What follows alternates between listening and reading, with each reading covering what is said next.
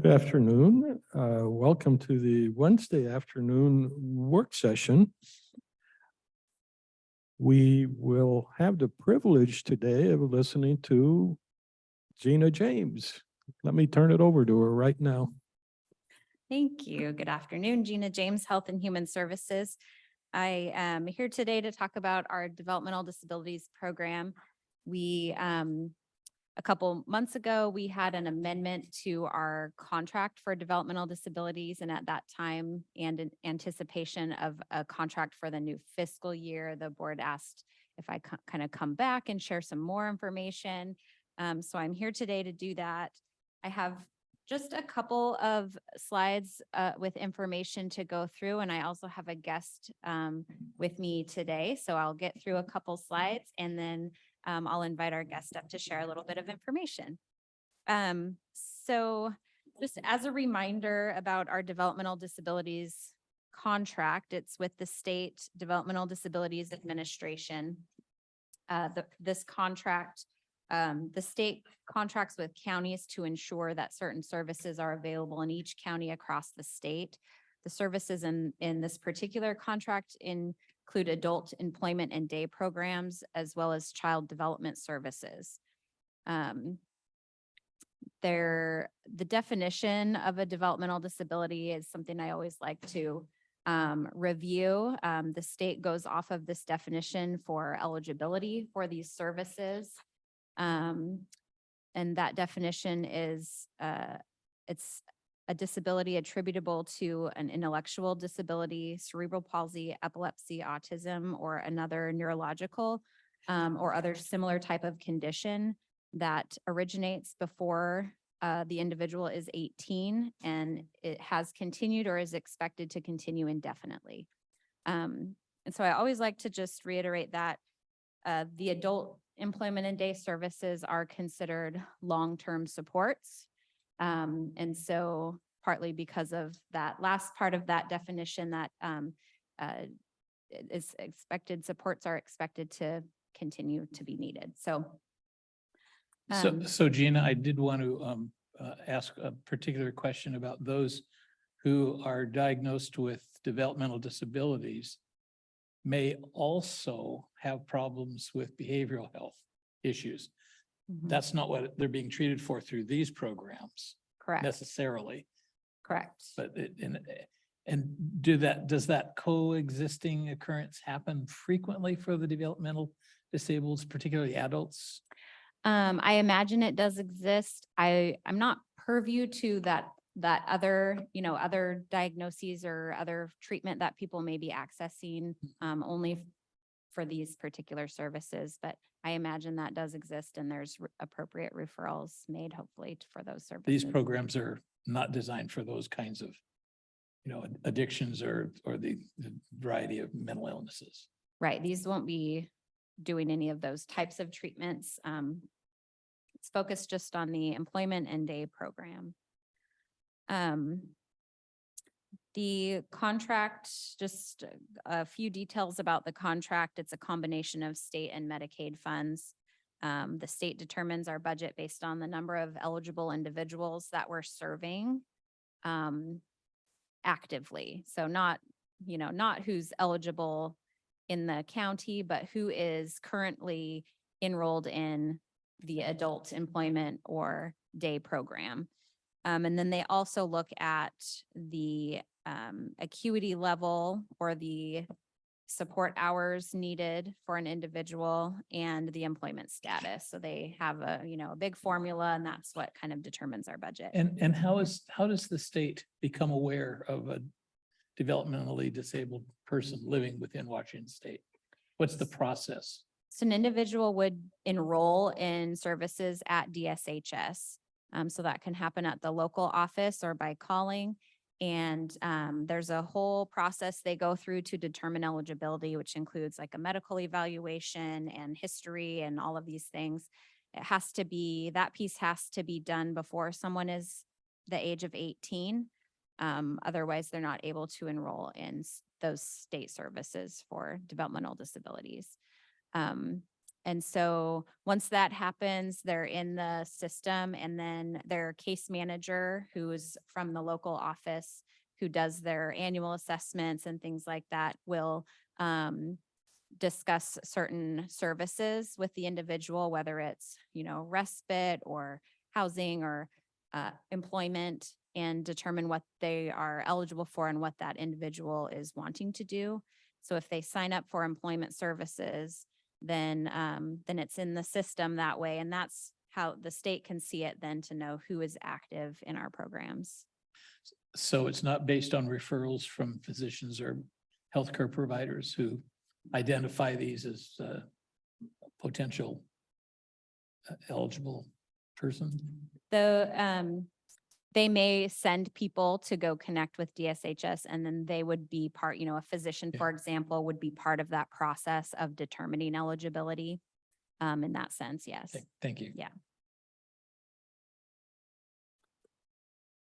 Okay, so for our adult and employment and day programs, we're currently serving 134 individuals. What I have on the slide is a breakdown of the providers that are contracted for these services and the number of individuals that they each serve. So you can see Goodwill, for example, they are currently serving 6 clients in supported employment, and they don't offer community inclusion, so there's no number there, and so forth. One thing I'll point out is if you total the supported employment number at the bottom that says 65, and you total the community inclusion that says 78, it's about 143 and not 134. And so the reason for that is earlier this year, the state changed the eligibility for the 2 programs so that an individual can access both services at the same time.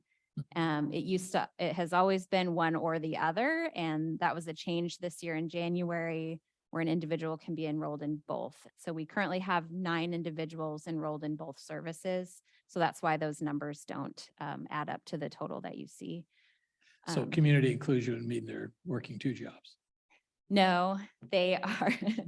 The community inclusion is the day service, and that's for individuals who are either maybe have reached retirement age, but still want to stay connected in the community, or are not sure about employment, but want to be engaged in the community and get connected to activities that help them be involved in the community and be part of the community. Thank you. There is a column. Oh, sorry. You can go back. There's also, I've included the percent employed. And so one thing we look at often is the percent of individuals who are working. And so we have 65 individuals in the program. Not all of them have jobs as of today, but 69% of them do. And so you see a breakdown by each provider there in front of you.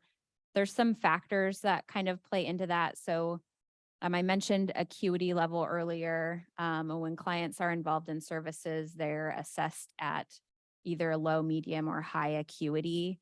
A low acuity would mean that an individual may be able to do more independently and may not require as much support as someone who assesses at a high acuity, for example. And so there's a lot of factors when we look at those pieces, because the providers serve a variety of individuals from low, medium, and high acuity. And so certainly that plays into, if they're serving more clients that are a high acuity, it takes longer and is harder to help someone obtain and maintain their employment. So I just want to mention that. When we, I've mentioned this before too, that through COVID, it was really difficult when their businesses had reduced hours and were closing and whatnot. We saw our percent employed went down, I think, to about 30%. It was really, really low. And so we're excited to have that back up to where we consistently hover around 70% employed.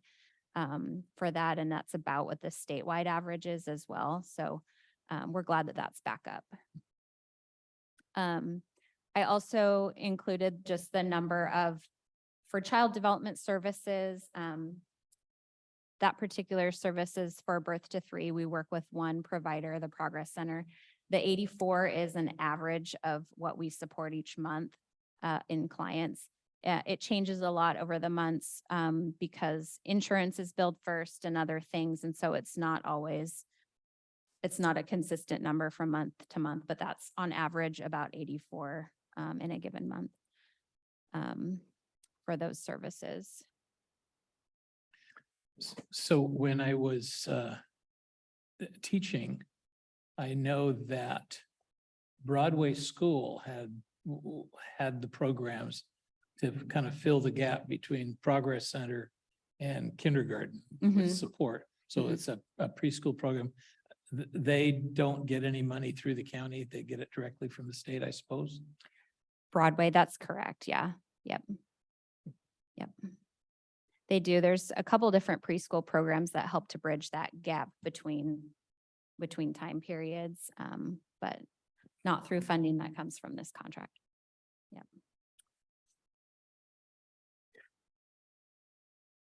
I really have difficulty, probably a display of my ignorance, understanding that chart. 50% of what? So for that, you're looking at the goodwill line. Yeah, Okay, so they have 6 individuals that are in the supported employment program that have chosen to work with Goodwill. 3 of those 6 individuals are currently working. So the other 3, so that's why it's 50%. So the other 3 are actively looking for jobs, doing job development and that kind of thing. so what puts the 6 in the category is that they were offered a choice and they said, I want to work at Goodwill. They want to work with Goodwill. And so Goodwill provides the support services for them to obtain and maintain employment in the community. So the individual could work in a variety of places. I feel like this went out. There we go. Okay. So Goodwill is the service provider and they could help the individual get a job anywhere in the community. So Goodwill is doing some training of these people. They can help do training an individual. For example, they might work through what an Right, interview Right, process. I didn't say optional. I mean, the thing, I'm trying to get a hold of the big picture here. Those 6, who assigned them to Goodwill? Those individuals choose who They they, selected Goodwill. yeah. So And when, what they expect out of Goodwill is A, B, and C? yep, to help them look for employment, build skills to do interviews or certain tasks.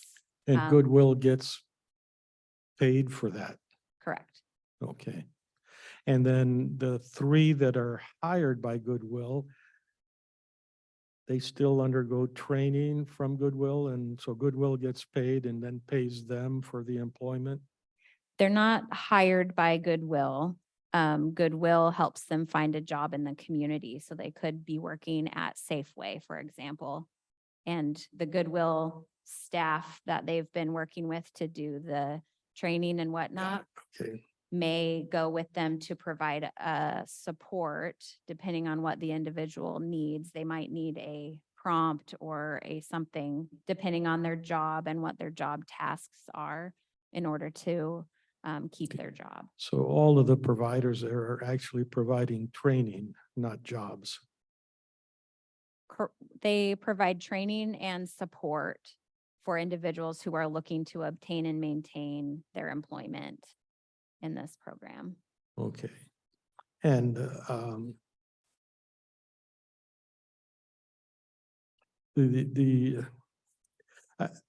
I have trouble trying to figure out the distinction between the evident handicaps. Like an individual who has no arms has to do things in a different way. But if they have a mental handicap, I don't know how to see that. I'm Mhm. assuming that the handicaps here, and you spoke to it, but just trying to digest it, it could be any developmental disability. And that'll take me to the Child Development Services, the Progress Center. How do we know what's developmental disability if it's not mechanically evident? So for example, Einstein was deemed to be kind of a loser. And I'm always concerned that we categorize people, and particularly between the ages of 0 and 3, good grief, these kids are learning machines, Mhm. and categorizing them as something makes me afraid. Now, if they come out and they don't have arms, that's a different story. That's clearly an issue. But the terrible twos, I mean, that's just bad behavior, right? Or is it a mental problem? Sure. It's a lot of the referrals for child development services come from physicians' offices where they do developmental screenings, developmental milestone screenings. And so they look for those things like where a child is at with their fine motor skills, or if they're tracking where they should be. If a physician notices, a red flag or a potential red flag on one of those screenings, they may do a referral to Progress Center to further explore that or help connect the family with appropriate resources to do that. So it may not mean that they're getting a specific label at that point, but they then have access to the services from the Progress Center. They're completely voluntary, so the family can choose to go or not, and to go through a process of exploring where their child is at developmentally. I worry a little bit about staying too much along here, but one of my grandkids clearly had a problem, and he was heavy Asperger's. And my son decided to keep him in the family and train him rather than sending him out into these various programs. And they personally did such a good job that he this past, I get, it was past few months, he graduated from UCR with a bachelor's in physics and now is employed on the East Coast. How do we not make things too attractive? Because it is in the interest of the experts to decide, oh, look at that. You've got a fever. We're going to have to treat it. How do we, because I suspect that that is not an insignificant portion. And that's just me not trying to be mean spirited. It's just, I got eyes, I got ears, I see, and it's a dangerous path when the people who earn a living at it decide whether you need the treatment. Yeah, I mean, that's a hard one. I know it varies between family to family, and in terms of the length of time they may be engaged in the service. Like I said, it's voluntary, so family can say, I want to do this or not. I know of some individuals that have been referred, and they go and do 2 or 3 appointments with the Progress Center, and then they've gained some skills and some things that they can do that they've learned from the Progress Center, and they don't go back, and they just implement those things at home themselves. And others might stay engaged with the Progress Center for a period of time until the child ages out. And some of those examples, it might be that the parent themselves have a developmental disability and need more of that ongoing support to continue, with those things with their child that they've learned. And so it really varies. I understand what you're saying. I don't know that I have a great answer to it, except that, it's individual. Each family sits down and does an individual plan with the Progress Center where they look at the different areas. What's the other things that adds complexity to the whole issue is that we're learning more and more about various disabilities and how they manifest themselves. And I think one of the intents is to make sure that the diagnosis is available, especially as the science changes and we learn more. Because imagine if an undiagnosed problem Mhm. continues to occur, and 10 years down the line, the parent finds out there were treatments and programs and to take care of this disability. Mm. And it's always difficult because science is constantly changing because we're continuing to learn more and more about, particularly about the brain and how it functions and develops and evolves. So at the same time, having had kids and now with grandkids, there is something about terrible twos. That is a phase that the kids go through. Mhm. But Yeah. if they have a hearing disability that's undiagnosed, that can make those terrible twos even worse because they're not hearing things, Yeah. or a vision problem that Mhm. makes it so that they're growing up in a world that is slightly blurry. Mhm. So it's important to get those kinds of regular well baby checkups to check progress. What I'm not at all familiar with are the high level autism type spectrum, which again, we're learning a lot about as time goes on. Yeah, but I probably think you and I have to be careful what it is we say because we don't really have the data. You know about fractals? Not If sure. somebody asks you, what I'm really driving at here is the closer you look at something, the more you see the tree, not the forest, and some really interesting things can happen. Like, what is the coastline of the United States? How many miles of coastline is there? Well, how about if you go into every nook and cranny, what we think might be 1,000-mile coastline now becomes a 3,000-mile coastline and so forth. And when it comes to people, none of us are perfect in any way, shape, or form. And we all have different handicaps. And as research goes along, we get a little more astute saying, oh, I think so-and-so has a speech problem. And then the conjecture arises. I know a lot of kids are said to have problems with eyesight. I know I did, and my mom explained it to me with an iron fist when I brought home an F. I'm going to get you glasses, and if that doesn't come up, you're going to be in real trouble. Well, I understood the real trouble because I was lazy. I didn't care, and I'm typical of a lot of people. Give me the easy button, and I'm going to take it. So, but it wouldn't have done. It doesn't do good to foster continually things that really amount to it's not your fault. And if it's the family that's paying for it, that's fine, but we're taking funds from other people for something. And I don't know that we're not really committing societal mayhem by doing that. We all have to toe the mark somehow. So I was going to ask you,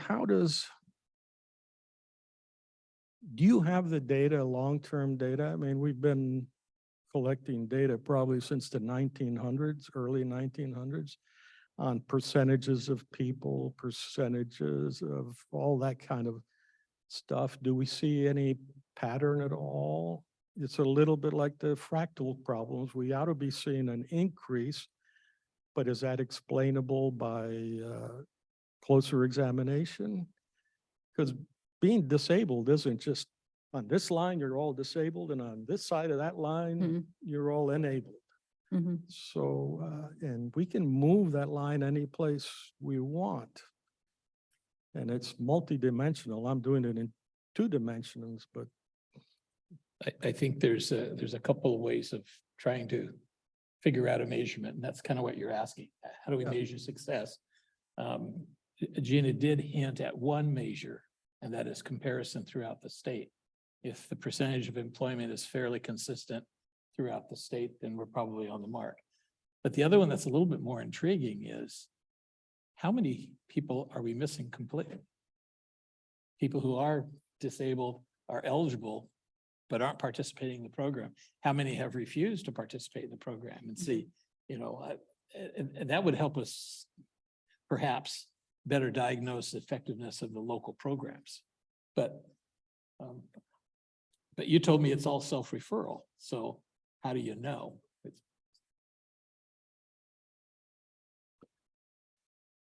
So that makes it really difficult to understand. About the only way of measuring it is saying, well, are we consistent with the rest of the state, assuming we're typical of the state of Washington? Yeah, and one effort that's come out this year, I mentioned this a few months back when we had a work session, and it'll be coming up again in the future. The state is putting a big push for transition services, and they're hoping to better engage with students who are graduating high school to inform them and encourage a path to employment. And so the state's looking at developing that across the state so that the families have the information and students have the information that they need so that they can make a decision about employment once a student with a developmental disability reaches that graduation age and knows that employment is an option for you, that you can go and get a job and earn a wage and that type of thing. So Well, you had mentioned that 18 is the magic age where you have to make application, otherwise you don't qualify later on. But in high school, their senior year is they start turning 18. So that transition period is not going to help them access these programs.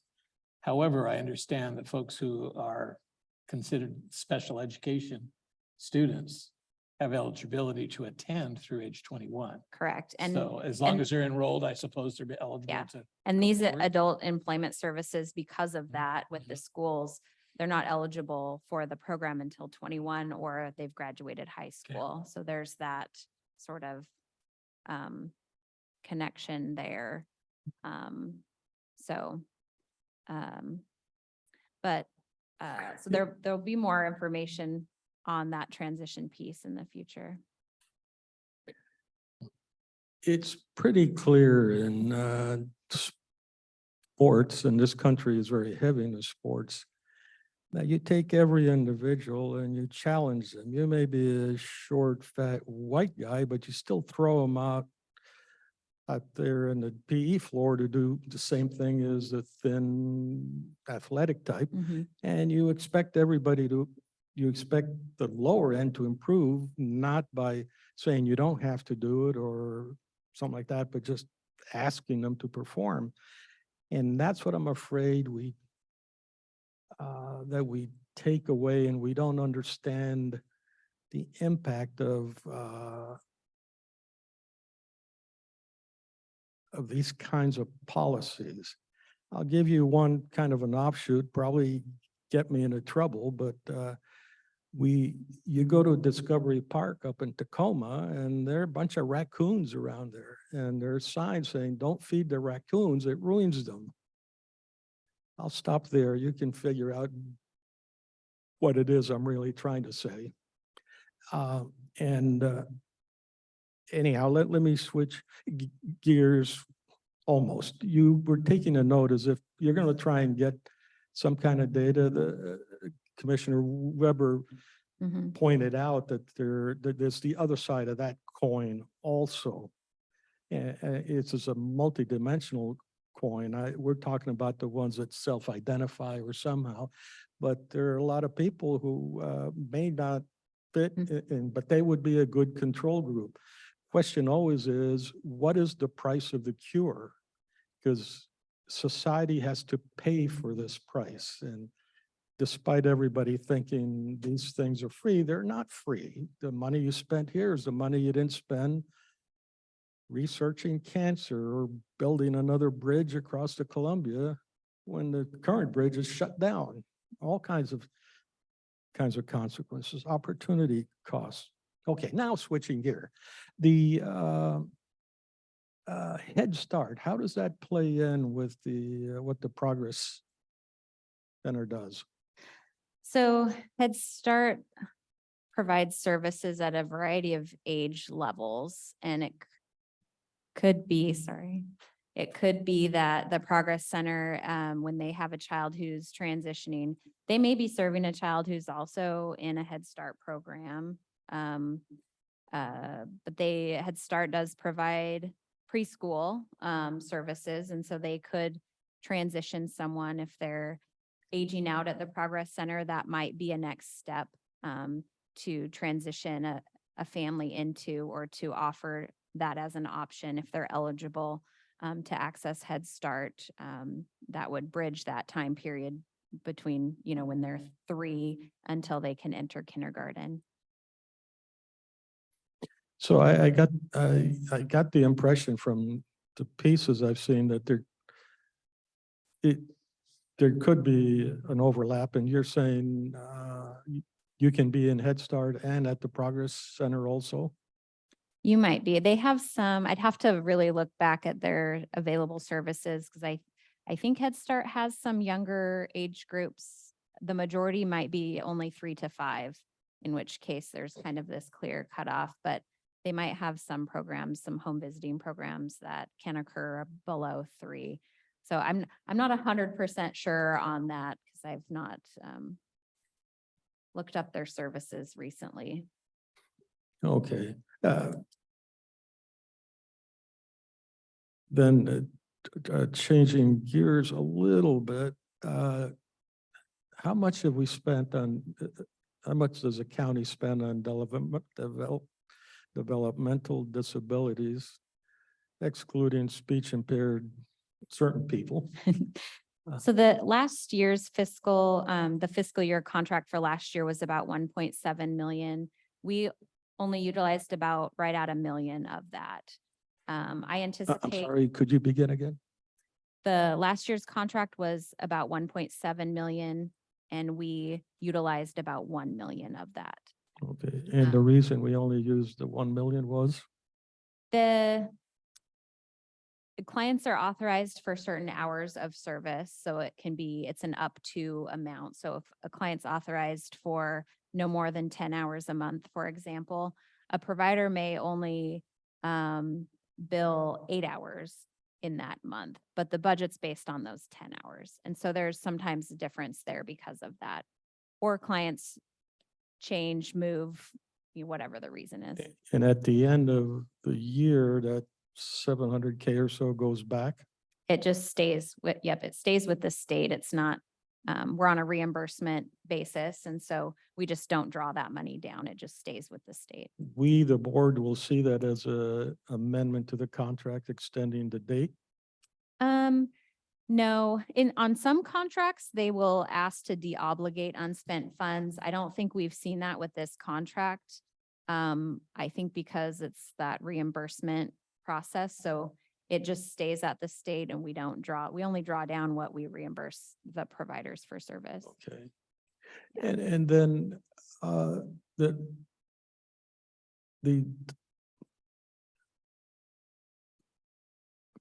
if you go back to one of the earlier slides.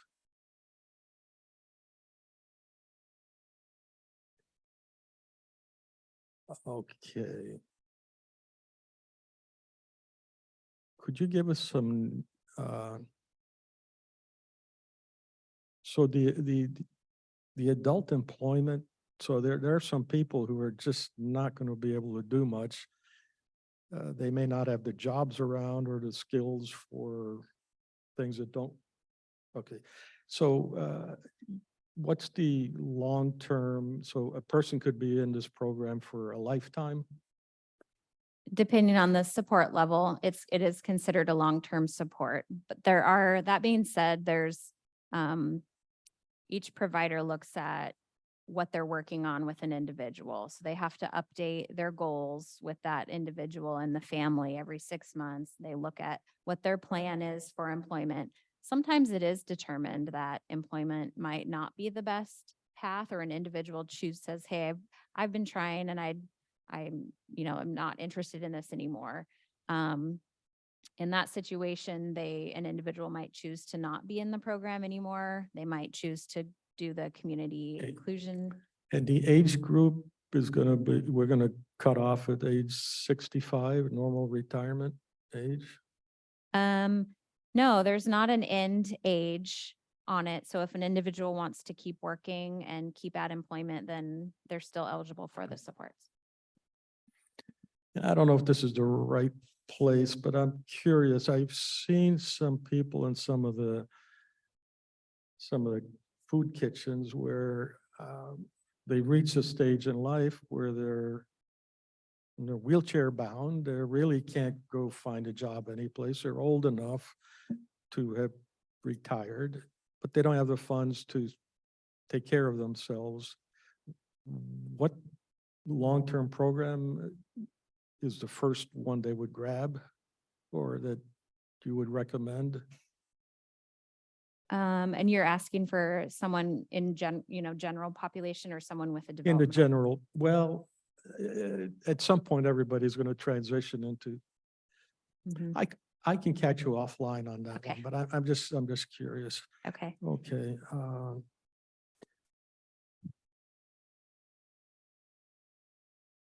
I had like to, one of the slides I prepared shows the different employers that have hired supported employees in the community.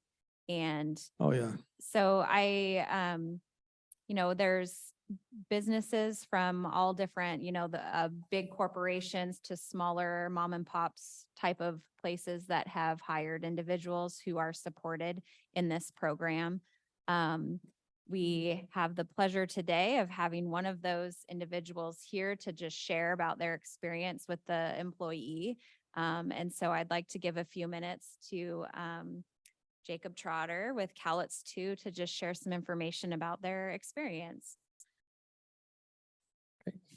So you can. Oh, actually, well, why don't you go over there so That one. you'll both have a front row seat. So yes, I work for Kalamazoo Fire and Rescue. One of my jobs that I do is we do have a support person. His name's AJ. He's worked with us for, I don't have the exact date, but it's at least like 3 years now he's been working with us. He does a lot of different tasks of cleaning the station, washing rigs, pretty much anything, any kind of tasks that we have laying around the station that we can't get to ourselves. Could you tilt your camera a little bit so, the camera? Oh, So. Do you want to see? There you go. they want to see my face? Oh, man. Right. So yeah, we he does a multitude of different tasks, just depending on daily operations. Obviously, he doesn't go, he's not like running calls and spending his day at warehouse or like most of my colleagues are, but we have him he works for us, so 2 days a week, 3 hours a day he comes. So Monday and Thursdays he comes and kind of helps out, like what I was saying, cleaning, washing rigs, organizing, taking out garbages, helping. We recently just got some flooring done in one of our classrooms, so tomorrow when he comes in, will be moving stuff back into that classroom. And so he's been really good for us because, like I said, there's a lot of smaller things that we don't get to do all the time. So that he helps out, and he likes being, the reason he kind of started with us, there's a couple different reasons. He was always, when he started with LifeWorks and now he's with Compass. When he started with LifeWorks, he wanted to become a volunteer with us. Sorry, I'm not used to having a microphone. But obviously with his condition, that probably is never going to happen. This condition you haven't defined for us, can you do that at a high and non-intrusive level or something? I'll do my best. How do I say this? That's actually a good question. He doesn't know the reading's not the greatest for him. I guess I would explain it the best way I can explain it. I have an 8-year-old son and he goes to 2nd grade. It's about the same. So there's not It's really small on task. He's not really great at reading, writing, that sort of thing. But he's able to do, like, you give him small tasks and Okay. he's able to do.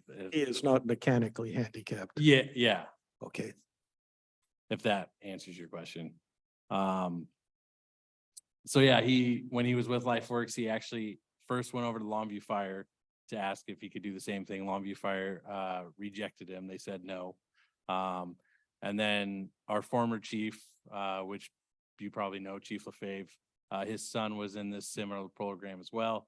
And so that's kind of how I got involved. And then he's been with us ever since. And then he's just kind of kept working with us, and everybody really likes him. Like, he's well liked, all that sort of things. Obviously there is challenges with him because you tell him to do something and he maybe takes a little while to get going, or something like that. But he's been a great asset for us, and trying to think of some more things to say if you guys have any questions. Does he live independently or is he still with? He parents? lives with his dad and his grandma.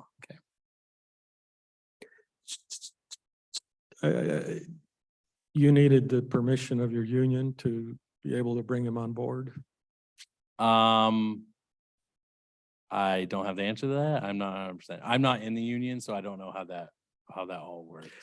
This is the kind of thing that I think is really very good for everybody.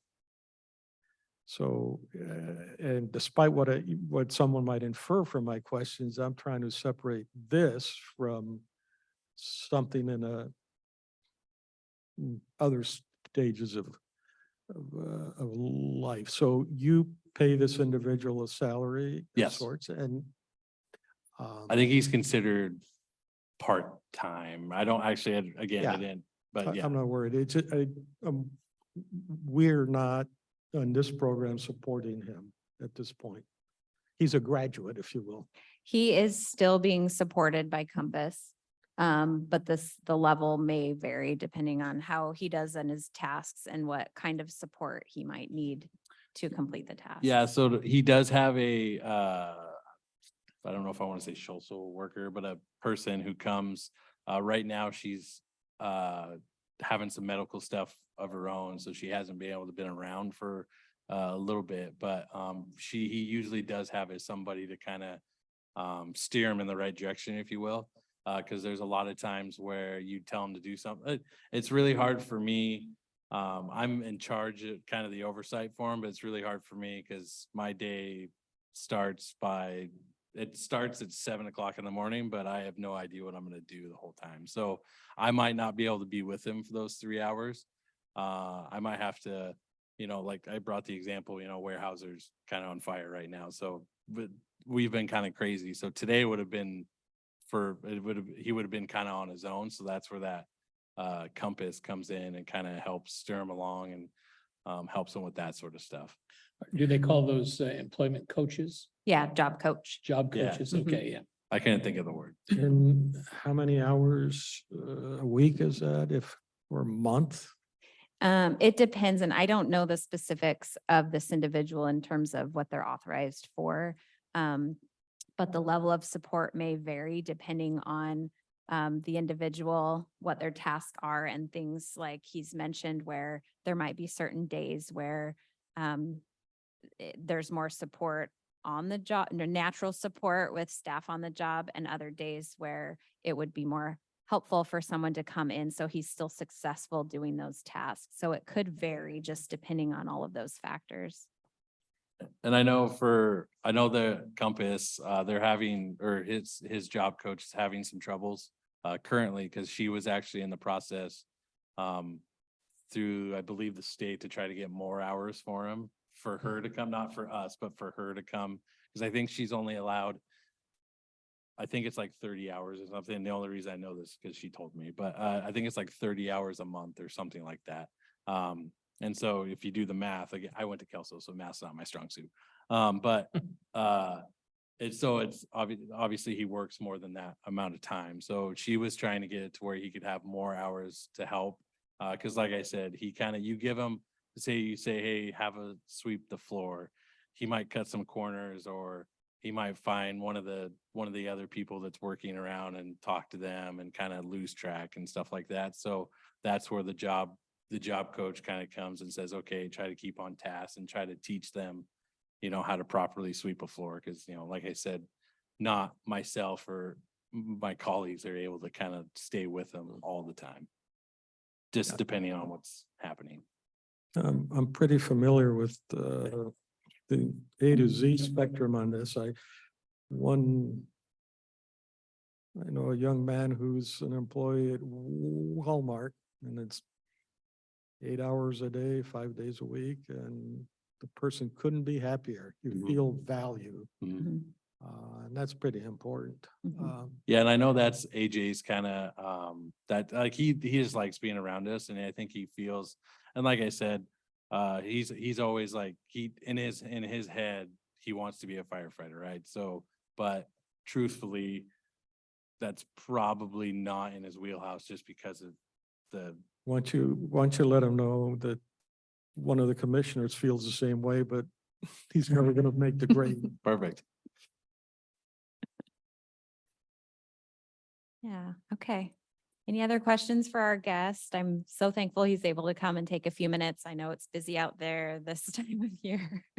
Or just today. Or just, A quick question for you. Did you go to the 911 open house today? I have not. I was scheduled here, so I could not go. It closes at 3.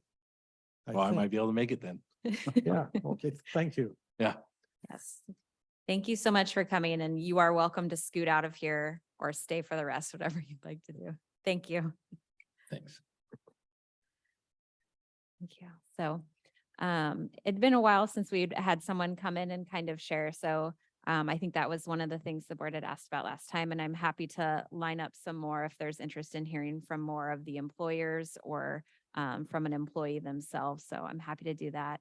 I'm also happy to try to look at further information if there's other pieces of specific information you'd like me to look at and bring back. In terms of the state contract, there will be, we anticipate a new contract coming for this fiscal year. We've not seen it yet, but have just been heard it's coming any day now. So when that comes, we'll bring that in front of the board for consideration. That'll be a blanket contract. I mean, it's an umbrella. Here's a chunk of money and then we subcontract it out. Correct. The only thing I would say is when you present it, I want to be sure the full board is here. Yeah, I didn't realize, I had it scheduled a while back. I didn't realize Commissioner Dahl would be gone, but In the middle of, I'm sorry, you said? I scheduled a while back and I didn't know that Commissioner. Oh, for this meeting? Yeah. Yeah, I don't think that one is Oh, when it comes in critical. I'm front of. saying I see what when you're we saying. actually have to do a contract decision, Okay. Commissioner Dahl is very good at coming down to see you and saying, okay, explain to me what you're doing. Will do. Yes. Yes. So with just the G- two of us, if we disagree on something, it's not as good as we have the third person to. So, Jen, on a totally different human services project, I understand that the sheriff has been meeting with district court judges with regards to establishing the therapeutic court at the district court level in the hopes of gaining access to some of the opioid settlement monies. Mm. And have you been a part of those discussions, or what can you tell us about? I have what they're gonna not. be proposed? I've I not- understand they're gonna come to us with a recommendation. Yeah, I have not been part of those discussions. I've kind of heard that was Mm. a topic of discussion amongst folks, but I've not been in those conversations, and I know we just sort of worked through the opioid abatement council piece and the agreements and all of that. So happy to, help figure out what next steps are with looking at that.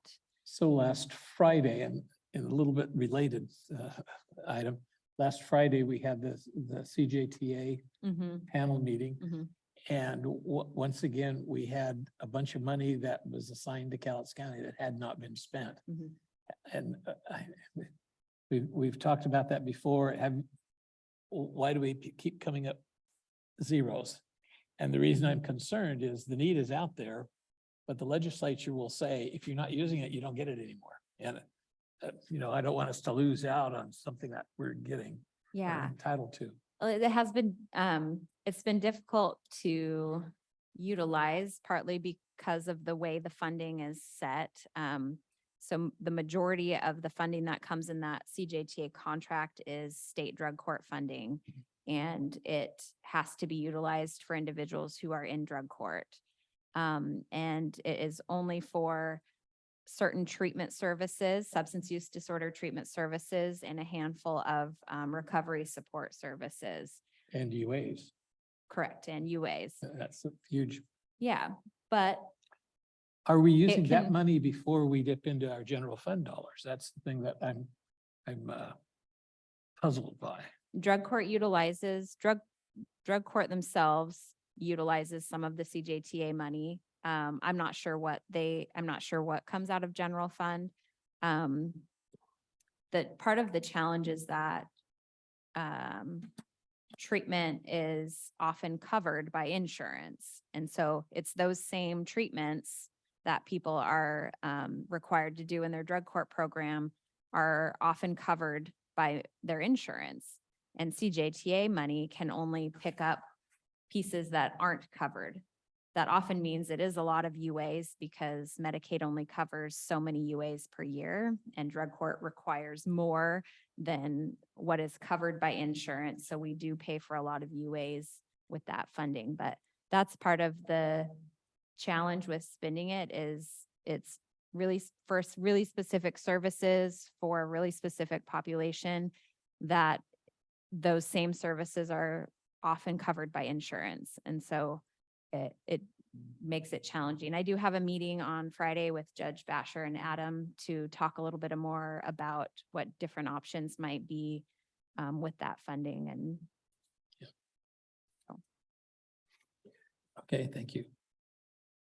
Yeah, yesterday at the Veterans Advisory Board, it became clear something that you already know, that the board is not spending the money as fast as it is coming in. And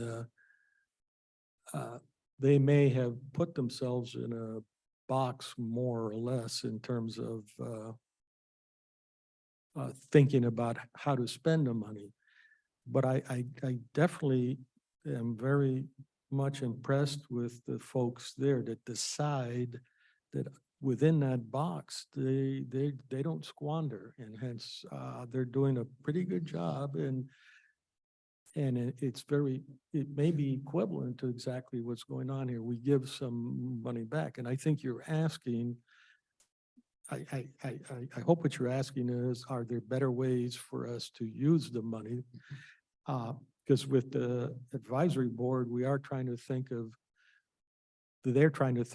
better ways or other services that are not new services necessarily, but they're part of an overall treatment of the veterans. And when we did talk a little bit about that, and I hope that's a spirit there. One thing I think I may have heard it more than once is we're having all kinds of problems because we can't staff things like the hospitals properly, and we can't staff the Treatment jails programs, yeah. properly. I know that is true. One of the ideas that I had, if we have veterans relief funds, if there's a way of assisting with some of the housing situations. And it seemed like the Catlin and Maine project specified veterans as one of the target groups. Am I imagining that, or was that really one of the? I think I remember Categories. that too. I'm not 100% sure. I But think- it was just throwing stuff out there. There hasn't been any set plan there. The demographics of whoever was eligible, you remember they were going to try and do various things way. So the idea would be perhaps a rent assistance program for so many beds at at Catlin and Maine. Well, Or, you know, here's amount of money, this is, you know, Mhm. designed to cover some portion of their rents. And it all needs to be tied to their income anyway. But right, I look at it slightly differently. I think the board, the Veterans Board does a better job than other agencies, and rental assistance is a double-edged sword, and it has some pretty negative stuff. If you were interested in saying, how about we take some of the excess funds and buy a couple of apartments in this project, I'd say, okay, I think we ought to think about it, because now we're actually trying to add housing stock. or let the advisory committee know we're open to that idea. Right. Let them make the decision, the recommendation. Oh, yeah, actually, I spoke, I think everybody understood, for a commissioner to speak for the commission is typically, it has to be seen here in public, otherwise it's not a valid statement, but I'm pretty sure that we would be very happy to allow the board to do its business without us interfering. All right. Good. Right. You have some other admonitions for us? No, I think that's it, unless you had Oh, anything. come on, we need all the help we can get. You might want to ask our audience if they've got any questions. Thank you for the reminder. I look for hands up, but I know these people are very bashful.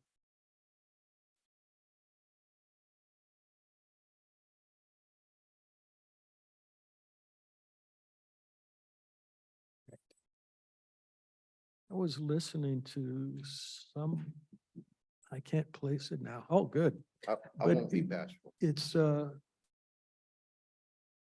when all this new housing hits, I'm not sure what's gonna happen. So I think. Well, I'm lying. I think I know what'll happen. Well, prices will drop. There's kind of two variables at play. If the housing is being built to attract residents from Clark County, Then that's, that's going to be one factor. And I think that's part of the reason some of the new apartments are really close to the Lexington Bridge, or they're down in Kalama. Lama or Woodland, or, yeah, Yeah. so there is that one.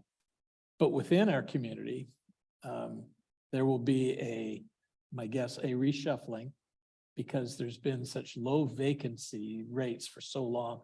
There's a pent up demand and people are paying lower rates, but they really want to move. And they'll move that out, and then the less expensive apartments, which is a very relative term, less expensive apartments will be available for others. So I think there'll be a combination of both of those things. Yeah, as long as we stop subsidizing it so the landlord feels no downward pressure. Mhm.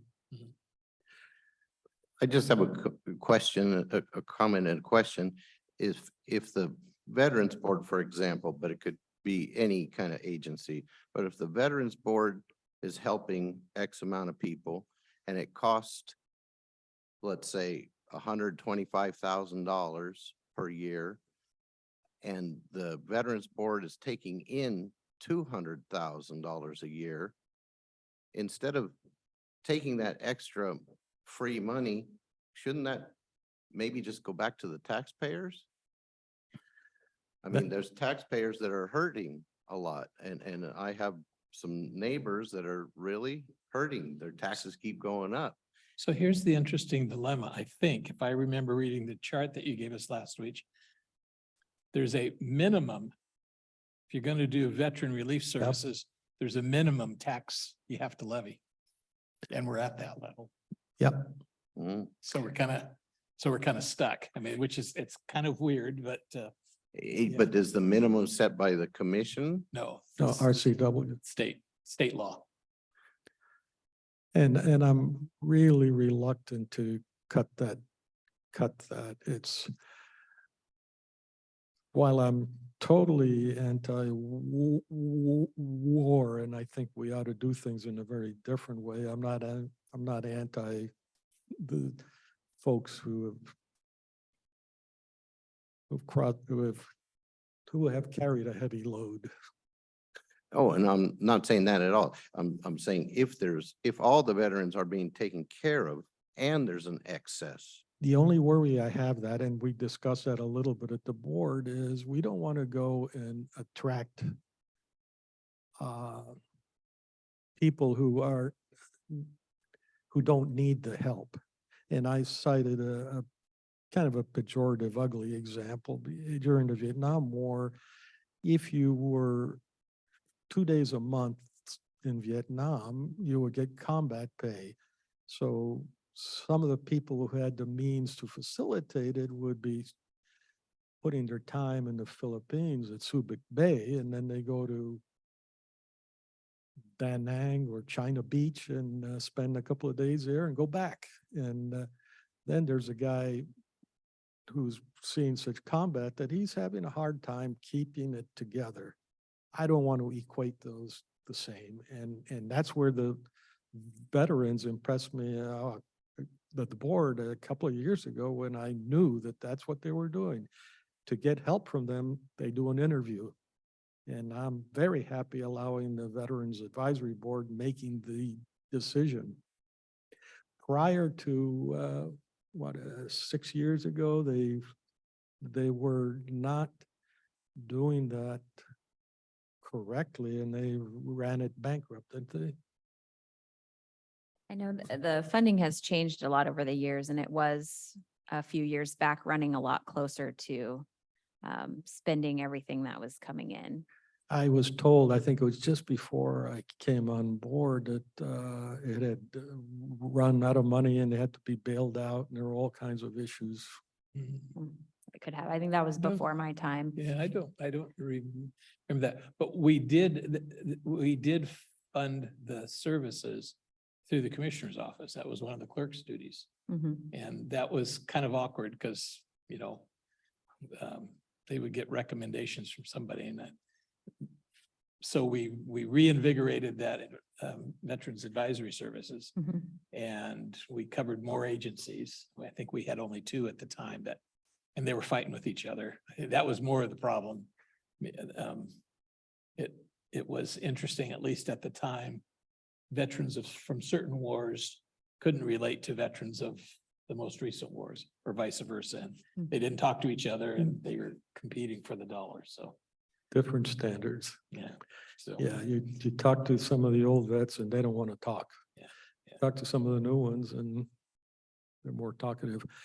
One thing came up, and I talked to Gina a little bit about it, and I wasn't gonna, I'll use this opportunity, even though I'm not sure it's the right thing to air.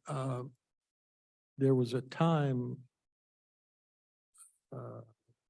when just shortly after I came on board, where we moved the accounting from HHS up to our Office of Financial Management. And that lasted for 6 months, a year, and then we moved it back. But one of the issues there was they hadn't built up a reserve, and the price of housing was way down and all that kind of stuff. So the payment of the management, the administration costs was coming out of the funds, the Veterans Relief Fund, and we transferred it at that time to the OFM.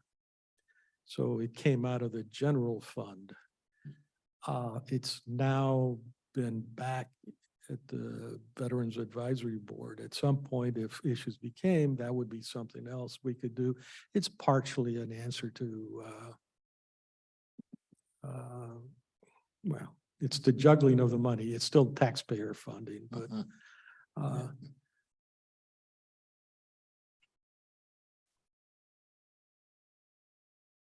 well, I don't have any more questions at this time. Feel free to reach out. I do look forward to working more with the board, both this board and the Veterans Advisory Board, on special projects or what may be how to utilize or spend some of those funds for veterans. I think they expressed pretty clearly that, you know, they intend it to be used for veterans and for veteran assistance. And so just looking at different options and what we could do with that. So. One of the things, it probably better if Rick was here, but this is not the kind of thing where we need to decide overnight anything. There was a discussion of, as they want to look outside the box of what they could do. I offered the opinion that I would much prefer that while they think outside the box of things to do, that financially they stay inside the box. In other words, I didn't envision that they would get a contract with Columbia Wellness to do something, because I think then your target gets diluted and it's in competition with already the many other programs out there. So I thought they should just think about what they can manage.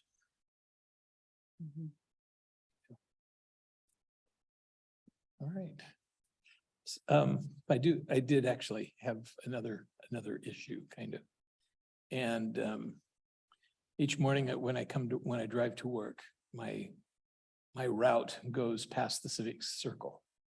And I know by the time I come to work, there are little pockets of homeless folks hanging out. I'm not sure they stayed overnight. I'm not sure what the overall thing is, but it brings to mind that we had an expectation that if this city establishes that Hope Village, there would still be some who do not choose to participate in any kind of treatment program that'll still be congregating in various areas. And the law enforcement agencies have stepped up enforcement, and we had some testimony earlier about no shopping carts anymore and things like that. So I know there's a constant monitoring and adjusting. I've always had the opinion that our health officer could be of more assistance to the law enforcement officers where there is an illegal camp that pops up in various places with regards to both the public health sanitation problems because of human waste, as well as the environmental degradation because all of the solid waste and trash that's left at wherever they spend a week or two before they get caught and moved along. And I know the court cases leave it kind of up in the air. It's a little bit fuzzy exactly where the limits are. But I think if the health officers would be a little bit more proactive and say, you can't be doing this because you're degrading the environment and you don't have a place for human waste, and that's not appropriate. Any suggestions on what we can do to get them a little bit more engaged with the law enforcement agencies that are trying to do the right thing and move these people along? Yeah, I mean, we can could flesh that out with the health officer a little bit. I know one of the things that he'll look at or consider is the risk to the public, the health risk to the public in general. And so, that comes down to, what is happening? Is there waste? What is it doing? Is whatever is happening, is that a risk to the general public? And so there's a lot of different things factored in. If there is, a large encampment that is, really a solid waste issue, we could certainly get our environmental health section involved with enforcing their solid waste side of that. But I'm happy to flesh that out with Dr. Krager a little bit and kind of get some thoughts from him. When we had, I don't remember her name, the previous health officer, anyhow, had the transition and Dr. Vines? Wine, yeah. The first time we met, Stephen Krager was in the general meeting room and Alan Melnick was there. And you were putting a lot of pressure on them to do exactly what you're just suggesting. And I remember both Joe Gardner and I were no, and I still would maintain a pretty strong no. You don't want to use the health officer for a political tool. They're there for a very special purpose and they have a special set of powers. And they were struggling, trying to figure out how to answer you until I chimed in and said, you know, I agreed with them. So I just say that for clarity of the record. But I would suggest to you that inaction, tolerating that unsafe public health practice is a political statement that they don't want to do anything about the homeless. Because they need help. You know, they're not I gonna, mean, they're not, it's. We have created a pretty expensive program now to give people a last chance to get their lives put back together again. We shouldn't be tolerating the illegal camping anywhere because none of the rest of us get to do illegal camping and throw garbage around. why are we tolerating it? But Why are we tolerating it? well, I say we should not. Correct, but But the we health are. officers certainly aren't using the power that they have to enforce the laws. It's all based on public health and environmental safety. As far as I know, I can't go outside and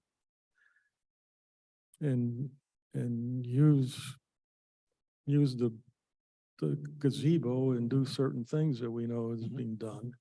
That's illegal. I know that. Mhm. So what's a health officer? What value does a health officer offer except a cover for what I would call the inability or the inactivity of the, in this case, the city of Longview to enforce its laws. I don't want to use the health officer for police or for, like I said, political purposes.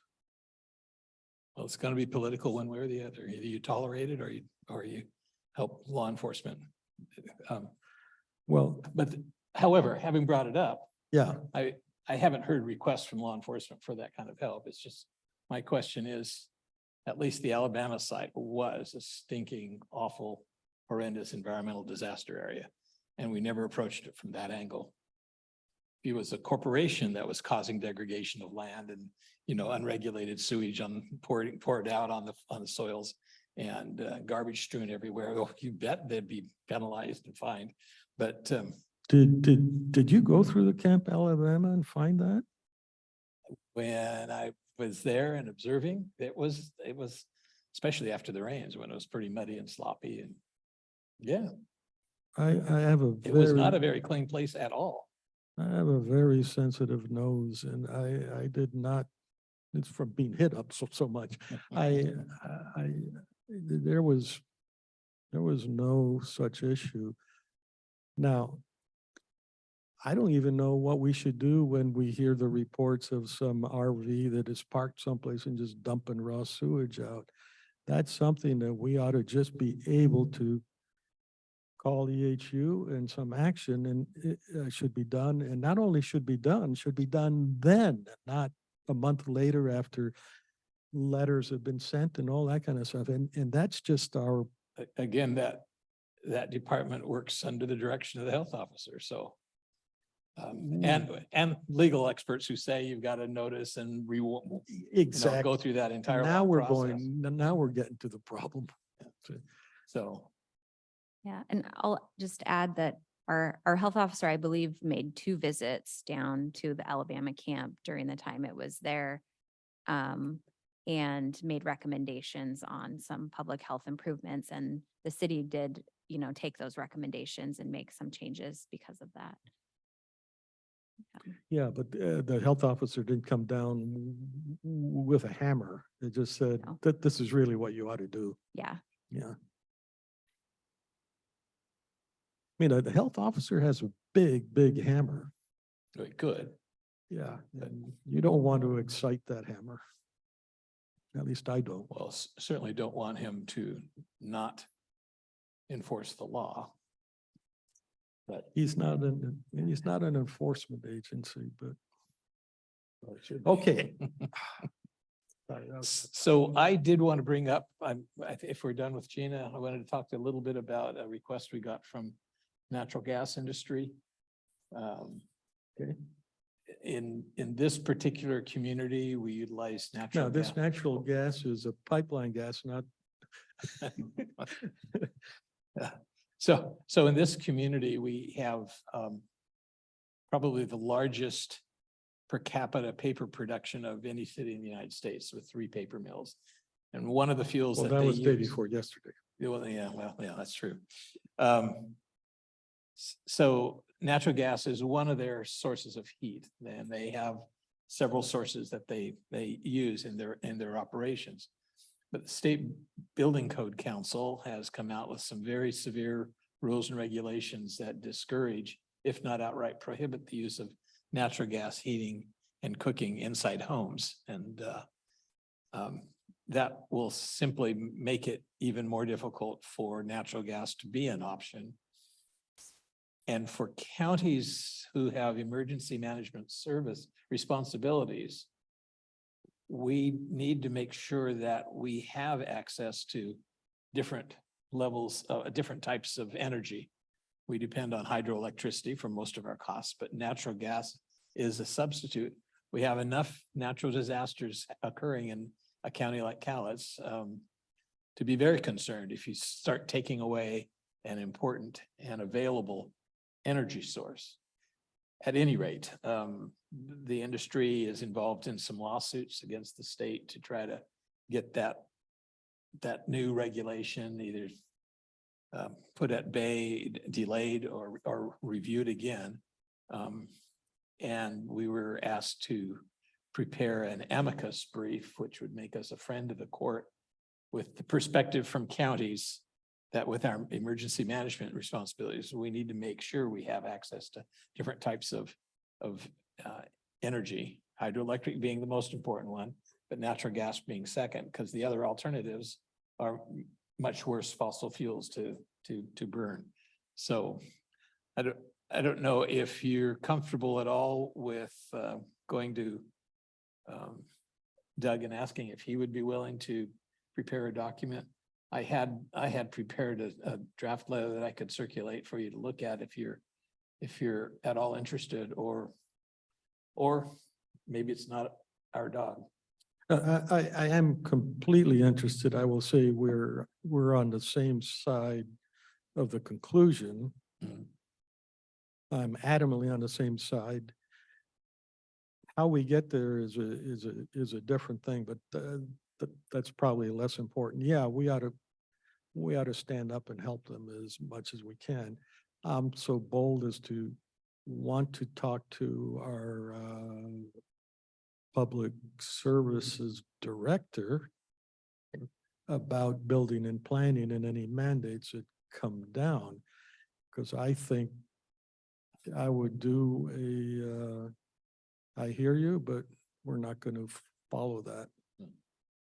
And I bet you if we did that, we could get 34 other counties to join in.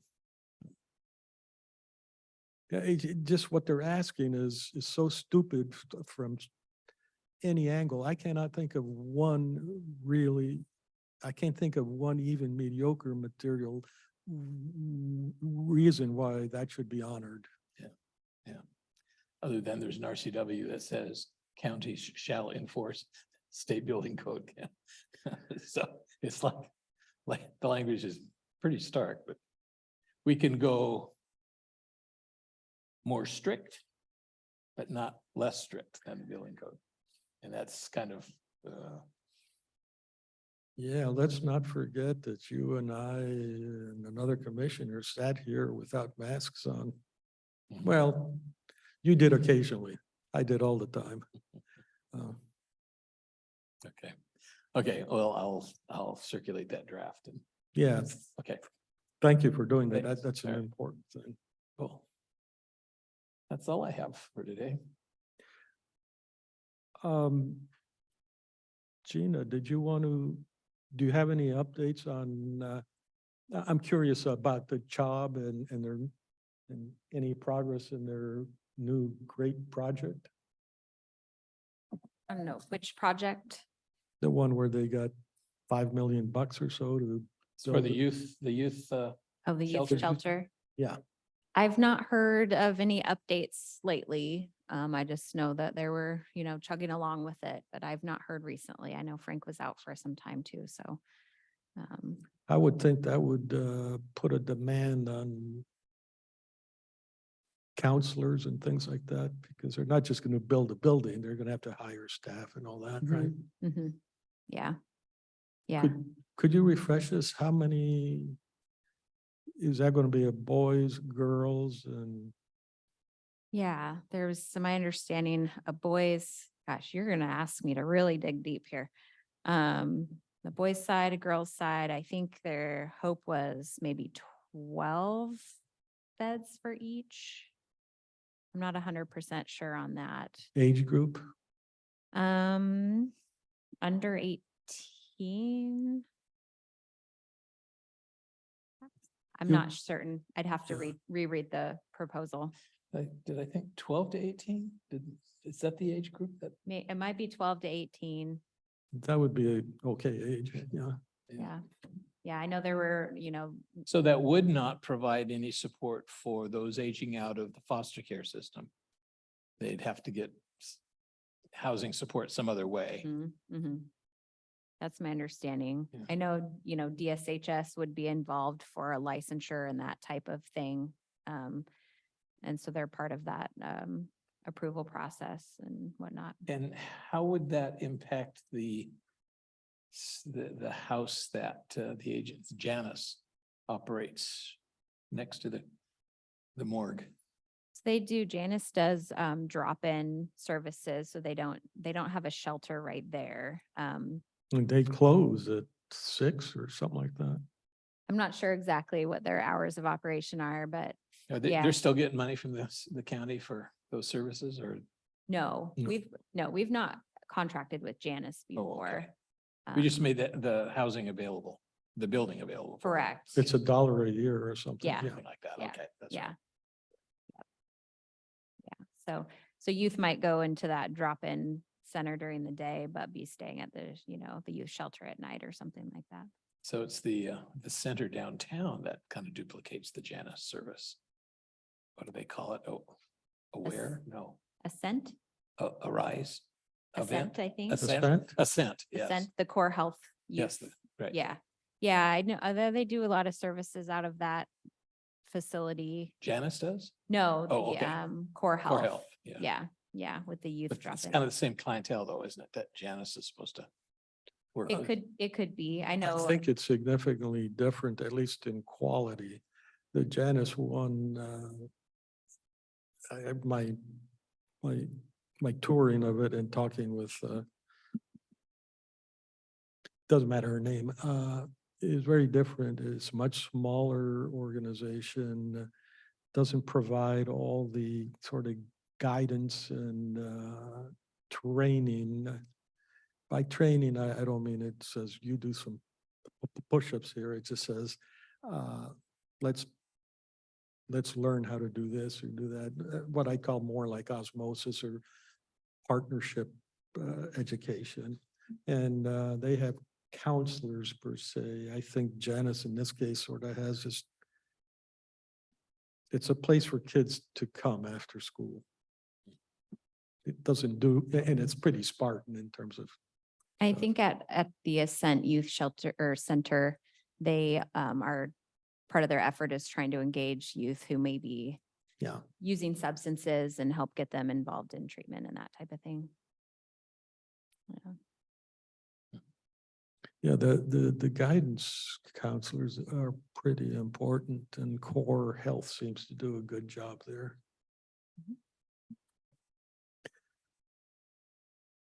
Is this, do we have any Board of Health or HHS discussions that we could have, not a formal Board of Health, but are they topics we'd like to expose? We meet next week, We meet right? next week, right? Mhm. I always think that we should be reviewing programs that go through our health department for, it's usually money that comes from the state going through, but we'd, it'd be nice to have the Board of Health actually go on record as saying, yeah, these are the programs we want to support, or These are the programs that we don't feel we should be continuing to support. That's kind of what I thought Board of Health should be doing all along. We did that when we were approving the spending, under the old system. Because we were the board. Yeah, I think you're probably correct. I don't want us to get to the point where we're adopting the budget and we haven't had a review from the health department. Right. But we're gonna go Right. ahead and adopt whatever program they present to us. Yeah. I agree, we get maximum use out of the Board of Health. If they were the ones that said these programs in other words, they would drive HHS less that HHS drives them. Rather than the state driving HHS. Yeah, sometimes it's hard to tell.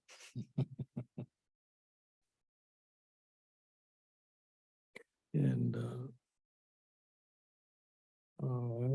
at HHS, your facility is not having troubles right now. You got your roof fixed, right? It is, I believe that's coming up in August. But it still needs to be fixed. Yeah, that's coming up in August. But heating and ventilation isn't a major problem. It seems to have leveled off in the last, I'm not gonna say. She uses her words very carefully. It seems to have leveled off here recently.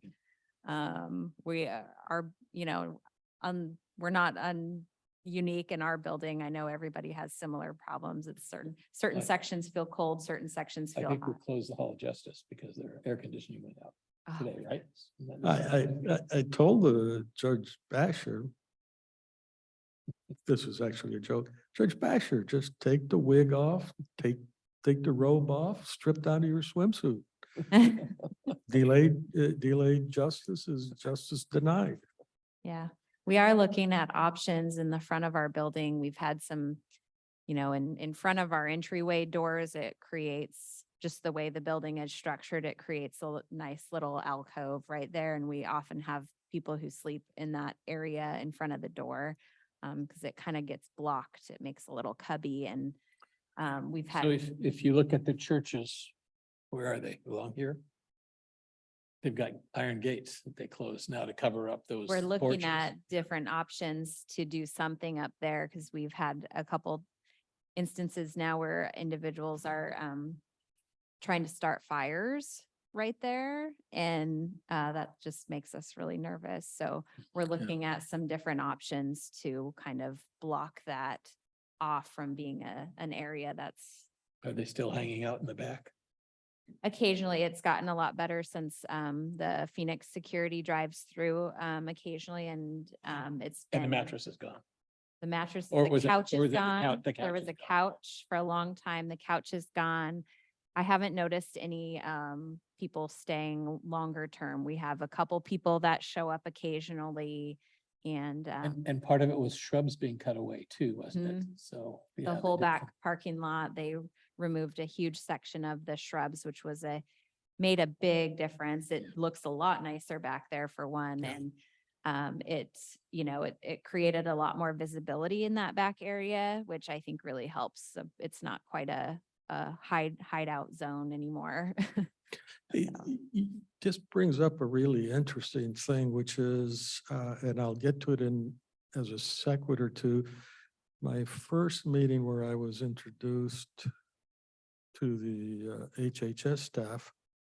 When I was over, I walked out and started to talk to one of the people that was up front, and my usual thing, what would it be like if I were to walk through that door and I needed service? Would I come to you? And I got an answer and so forth. And then as we chatted about some stuff, it turns out her daughter, the daughter of the person with whom I was speaking, lived under the bridge right up the street from here, under the Kelso Bridge that way. Mhm.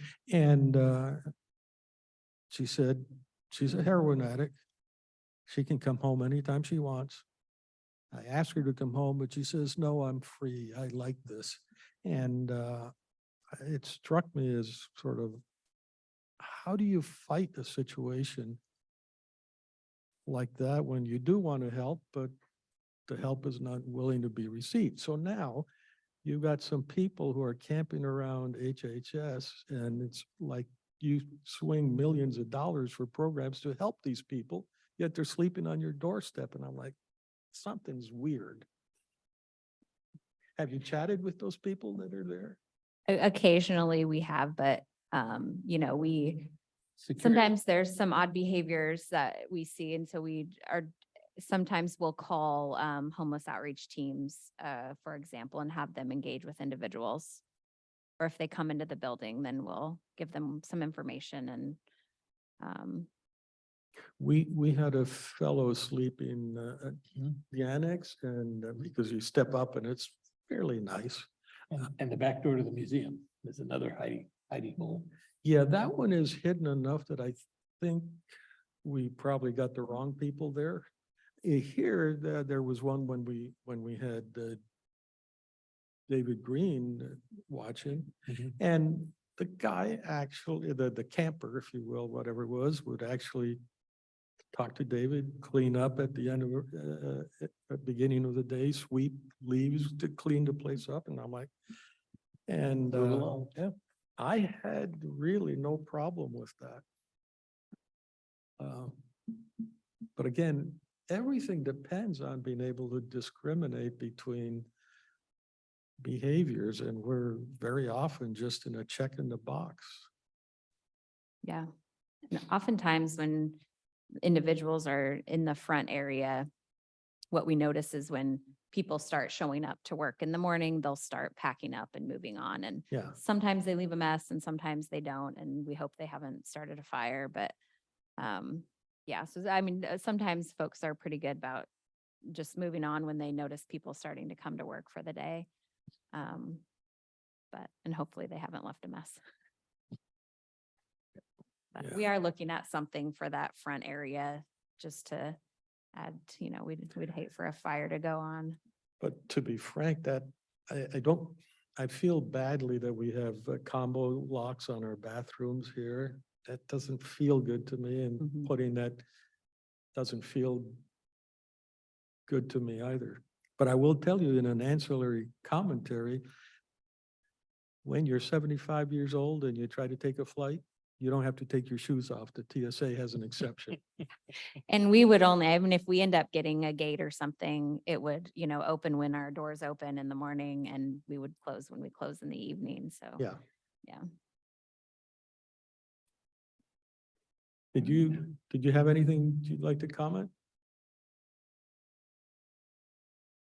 Well, we've talked long enough. No one has raised their hand.